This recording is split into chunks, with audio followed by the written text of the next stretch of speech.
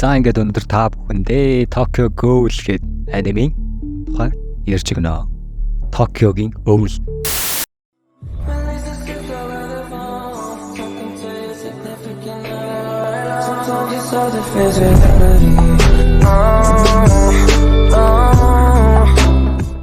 За ингээд тухайн аним маань ингэж эхэлнэ.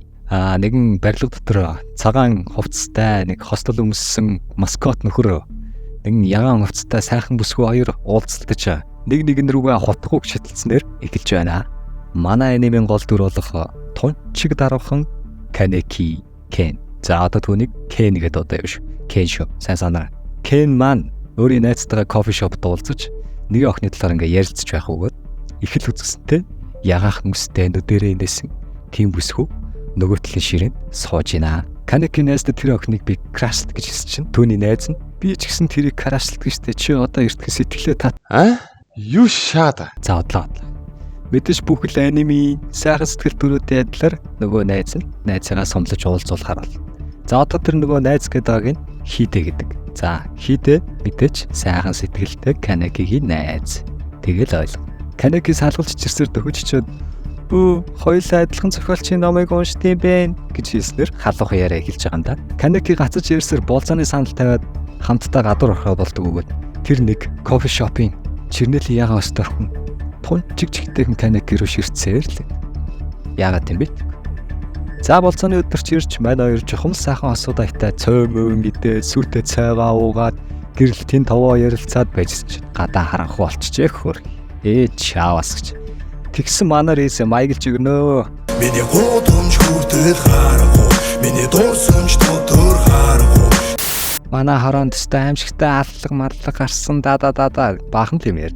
За тэгээ үүнийг сонссон манай мэдрэмжтэй сайхан залуу түүнийг хөргөж өгөхөр болоод тэр хоёр алхаж яваад нэг эзэнгүй баригдаж бөө барилгын дэргэд очиод романтик өгсөй шидэлсэн байтал Ризе түүн рүү гинтл жохтаа нүтээр ширтээд дөхөх мөчөд манай зандан залуу хөлн салгана байж ятан нүдэн ан зогсдолоо. Ризе сан.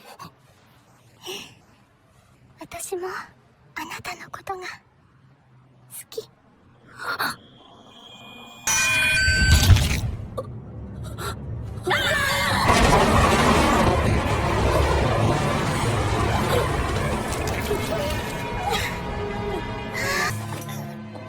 Kanekiさん、私読書より好きなことがあるの。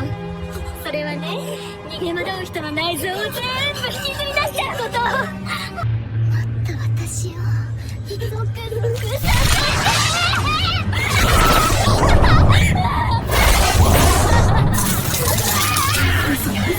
Ийм л юм болдгийм аа.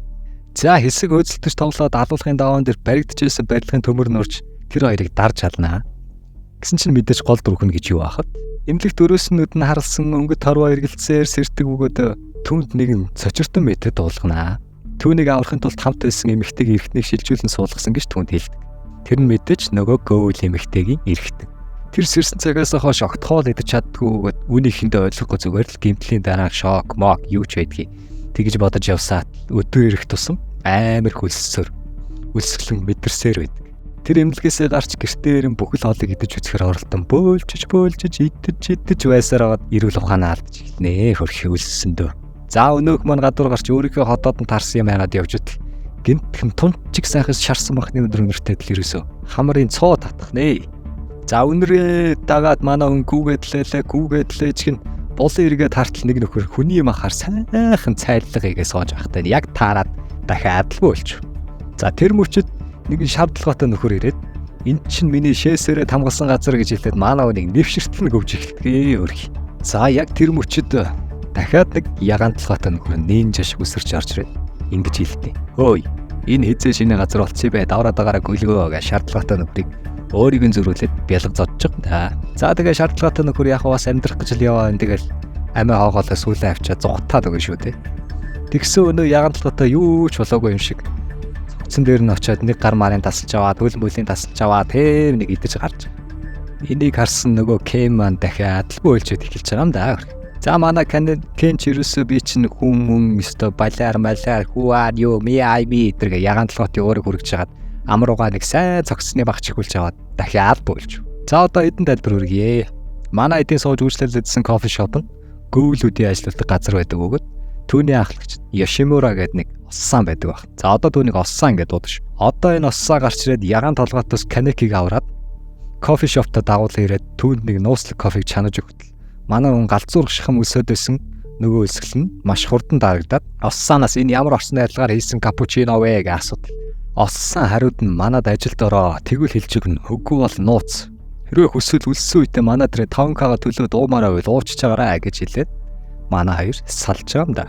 За манай хүн нэг нүдэндээ даруулах хийж нөгөө хувраад өдөр нүдээ нууж дараахан төрхөө улам баталгаажуулж авнаа. За маргааш нь уулж Kaneki хичээлдээ явна найзтайгаа уулзаад байж байтал найз нь манай нэг сайн ах бий түүнтэй танилцъя гэд дагуулад явтал өстгөн үлийн даваан дээрээ гэж гайвуулсан гамшигт шүд таарсан нөгөө шаардлагатай нөхөр сууж иваа. За ингээд түүнтэй танилцъя. Түүнийг Nishio гэдэг бөгөөд тэдний дээд курсын сенпай. За ингээд манай хоёр нэг нэгэнд рүүгээ хайрын ч юм уу хагцлын ч юм уу харс шидэлцээд байж байтал өнөөх сенпай нь ахын чамд өөх 5К-га гэртээ өргөцсөн байна. Гурлаа цуг манад очиод авчия гэж хэлээд гарч чадаж байгаа юм. За тэгээд тэр гурав илтийг чалчин явж байгаад хөнгүү газар ирүүгүй юу? Манай Hideo сенпайгаа нэлэг өшгөлж ухаалдуулаад Ken чи намайг харсан инээ тэрэ юугаач мэдгүй мал уцаа идэргээд элдэр хэлэн зодож алгашхаж байтал манай хүний дотор хараатан сэрээд нуруунасаа өнөө нэг хайр дурлалтаа шатаж явсан эмхтэйгийнх нь нуруунаас гарч ирж алга шахсан юм нь өөрийнх нь нуруунаас яг л гараад ирж байгаа юм.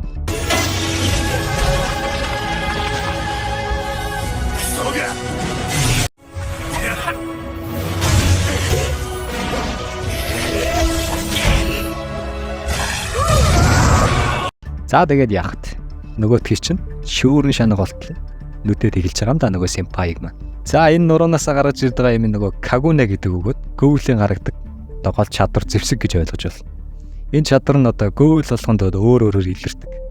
Өөр төрхтэйгээр өөр чадвартайгаар гарч ирдэг тийм нэгэн төрлийн зэвсэг баг.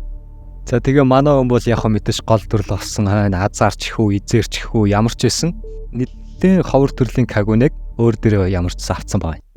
Одоо тэр Rizen бол нэлээд хүчтэй гөөвл хийсэн байж тараад манай хүн ч гэсэн тэрийгээ дагаад нэлээд хүчтэй бас гөөвл болж таарч байгаа байхгүй.